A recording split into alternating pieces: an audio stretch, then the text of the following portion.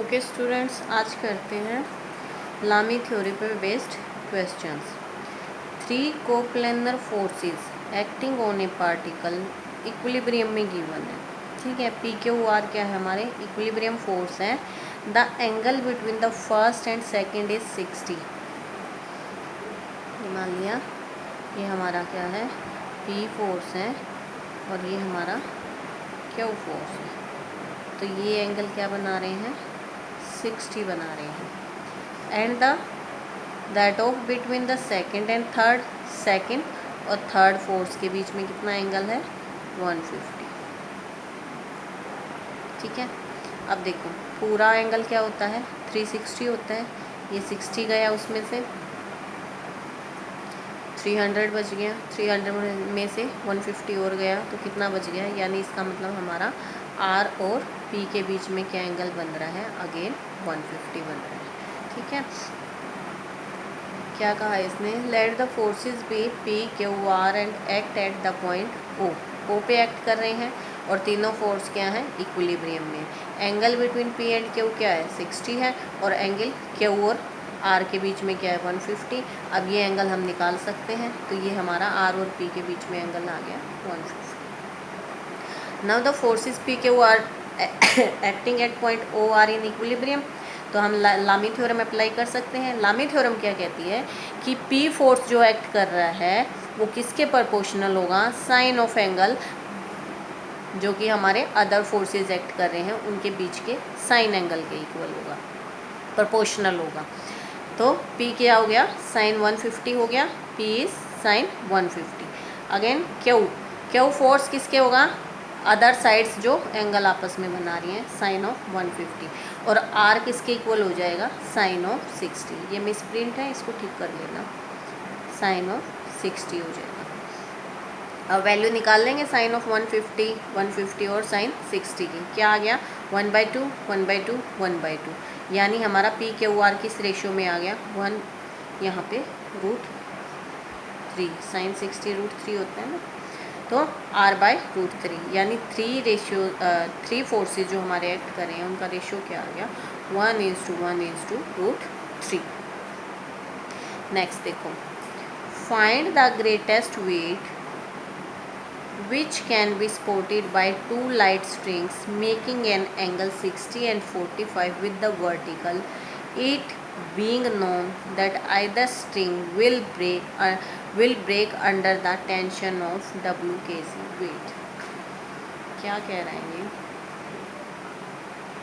हमारे पास 2 स्ट्रिंग्स हैं, एक यहाँ है एक यहाँ है। ठीक है, वर्टिकल लाइंस के साथ में ये हमारे एंगल बना रही हैं 45 एंड 60। ठीक है, एक स्ट्रिंग में टेंशन हो रही है T2, एक स्ट्रिंग में टेंशन हो रही है T1। फोर्स हमने मान लिया T1 T2।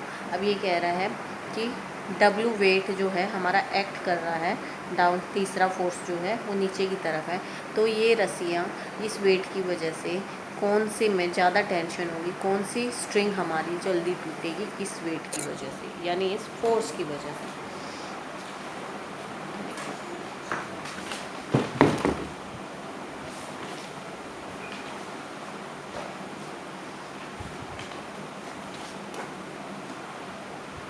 ये हमारी T1 एंगल रिस्पेक्टिवली क्या है, 60 45 गिवन है। ये हमारी T1 स्ट्रिंग जो है टेंशन ए स्ट्रिंग हो गई, बी हो गई, टेंशन क्या है T1 T2, एंगल वर्टिकल के साथ बना रहे हैं 60 एंड 45। तो हम लामी थ्योरम इस पे अप्लाई, ये 60 है वर्टिकल के साथ, ये क्या है 45 है वर्टिकल के साथ, ये क्या बच जाएगा, ये पूरा एंगल 180 होगा, 180 में से 60 गया 120 और ये एंगल बच गया हमारा 180 में से 45 गया 135। ठीक है, ये एंगल निकल जाएंगे हमारी। तो अब हम निकालेंगे लामी थ्योरम से टेंशन, T1 अपॉन में T1 अपॉन में ये वाला एंगल आएगा ना, साइन ऑफ 135 जो अदर फोर्सेस के बीच में है, T2 अपॉन में साइन 120,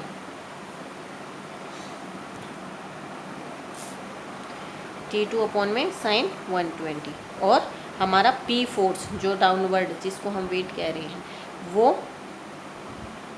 किसके, इस वाले एंगल के साइन ऑफ एंगल के प्रोपोर्शनल है, यानी 60 प्लस 45 कितना हो गया हमारा 105 हो गया, यानी T1 upon sine 180 minus 45, T2 upon sine 120 sorry, P upon sine 105। इसको हम ऐसे लिख सकते हैं क्योंकि हमारे पास 135 की एग्जैक्ट वैल्यू नहीं है, साइन 45 की है। ओके, तो T1 अपॉन साइन 45 बन गया, T2 अपॉन हमारा साइन 60 बन गया और P अपॉन साइन 75। अब ये देखो कि जो एंगल ज़्यादा होगा उसी में टेंशन ज़्यादा होगी, ठीक है, यानी वेट की वजह से वही स्ट्रिंग जल्दी टूटेगी। या फिर हम कह सकते हैं when sine angle 60 is greater than sine 45 therefore tension 2 क्या होगी हमारी T1 टेंशन से ज़्यादा होगी। It means when the string OB having tension T2 breaks, जब हमारी OB लाइन्स है उसकी टेंशन कितनी है T2 है, एंगल की वजह से क्या है टेंशन 60 में ज़्यादा है, तो T2 किसके इक्वल हो गया हमारा W के इक्वल हो गया, ठीक है। इसलिए हम क्या करते हैं T2 को हम W पुट करते हैं, वेट जिसका वेट ज़्यादा होगा स्ट्रिंग का, सॉरी ये वेट हैंग करने की बजाय जिसका वेट ज़्यादा होगा ना उसमें टेंशन ज़्यादा होगी, ठीक है, मतलब जो स्ट्रिंग हैवी होगी। तो W अपॉन साइन 60 किसके इक्वल हो गया P अपॉन साइन 75 के, यानी यहाँ से P हमारा क्या आ गया sine 75 upon sine 60 that is into में W। इनको सिंप्लीफाई कर लेंगे तो साइन 75 हमारा ये आ रहा है और साइन 60 हमें पता ही है हमारा क्या होता है, ठीक है, √3/2। इस इक्वेशन में वैल्यू पुट की तो हमारा P किसके इक्वल आ गया, P आ गया हमारा W √3 + 1/√6 kg वेट, यानी जो वेट है वो जो स्ट्रिंग पे हैंग है वो इतना वेट है जिसकी वजह से हमारी स्ट्रिंग क्या हो रही है, इस वेट की वजह से हमारी ये स्ट्रिंग ब्रेक डाउन हो जाएगी, इसमें टेंशन होगी और ये ब्रेक हो जाएगी अगर वेट इतना हो जाता है तो। ओके, नेक्स्ट है 3 forces P and Q acting at a point O are in equilibrium and the angle between P and Q is double the angle between P and R। ठीक है, देखो क्या है ये P फोर्स है, ठीक है, मान लिया ये हमारा R फोर्स है, ये मान लिया हमने Q फोर्स है, कहीं भी लगा लो। तो ये कह रहा है P और Q के बीच में जो एंगल है वो P और R के बीच के एंगल के डबल है, यानी अगर ये एंगल अल्फ़ा है तो ये 2 अल्फ़ा है। इसका मतलब ये जो एंगल बच गया ये थोड़ा सा 180 लग रहा है, इसलिए इसको थोड़ा टेढ़ा करो, तो ये कितना हो जाएगा बोलो 180 माइनस में 3 अल्फ़ा, यही बन जाएगा। नहीं, पूरा एंगल लेना है ना हमें, ये पूरा एंगल 360 होगा ना, 360 माइनस में 3 अल्फ़ा, ये हमारा Q और R के बीच में एंगल बन गया, ठीक है। तो Q और R के बीच में एंगल क्या है 360 माइनस 3 अल्फ़ा। अब तीनों फोर्स क्या है इक्विलिब्रियम में है, ठीक है। कंडीशन होती है ना लामी थ्योरम की कि अगर इक्विलिब्रियम में तीनों फोर्स हैं तो हमारा Q upon sine of alpha, R upon में साइन ऑफ 2 अल्फ़ा और P अपॉन में 360 माइनस 3 अल्फ़ा इक्वल हो जाएंगे। इसको सिंप्लीफाई करेंगे, sine alpha R upon sine 2 alpha, P upon में ये माइनस साइन 3 अल्फ़ा बन गया। ओके, इसको हम क्या लिख सकते हैं 3 sine alpha minus 4 sine cube alpha लिख सकते हैं अल्फ़ा की फॉर्म में। यहाँ से कॉमन आके कट जाएगा साइन अल्फ़ा, तो Q upon 1 R upon 2 cos alpha और P upon 4 sine square alpha minus 3 बच गया। अब हम इन दो इक्वेशंस को अगर साथ लेके चलते हैं, हमें प्रूफ क्या करना है, हमें प्रूफ करना है कि हमारा R स्क्वेयर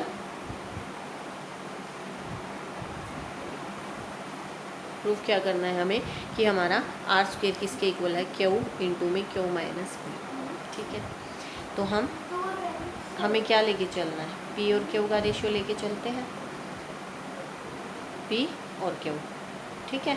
यहाँ से पहले दो मेंबर्स लिए तो एक इक्वेशन ये बन गई कोस अल्फ़ा की वैल्यू, P अपॉन Q लिया तो यहाँ हमारा क्या बन गया 1 minus 4 cos square alpha equation में बन गया। अब कोस अल्फ़ा हमारा क्या था r/q था, 2q का था, तो कोस की जगह पुट किया r/2q square, that is p/q हमारा किसके इक्वल हो गया 1 - r²/q²। ठीक है, ऐसे ही करते थे ना। मान लो हमारे पास ये इक्वेशन गिवन है, दो को इक्वेट करके हमने एक इक्वेशन बनाई, दो वैल्यूज़ को इक्वेट करके हमने दूसरी इक्वेशन बनाई।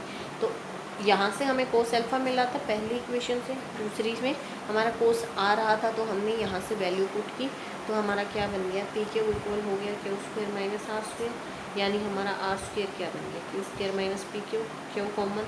तो यही, और यही हमें प्रूफ करना था कि अगर तीन फोर्सेस हैं, एक का एंगल दूसरा के डबल है, एक का एंगल दूसरे के डबल है, तो हमारे जो रिलेशन है तीनों फोर्सेस में वो ये बनेगा, तो हमें प्रूफ करना है।